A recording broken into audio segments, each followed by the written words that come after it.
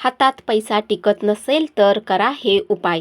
ज्या लोकांच्या हातात पैसा टिकत नाही त्यांनी लाल कपड्याच्या छोट्या तुकड्यात 7 वेलची, 2 लवंगा, 1 कापूर आणि 1 तांब्याचे नाणे ठेवावे.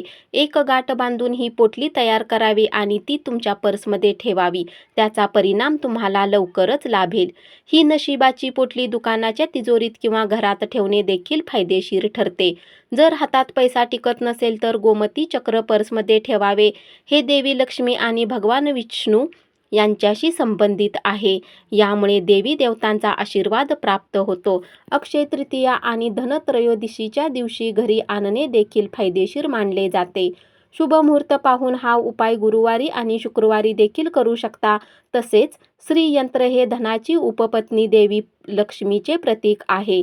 शुक्रवारी देवी लक्ष्मी समोर श्रीयंत्र ठेवून विधिवत पूजा करावी.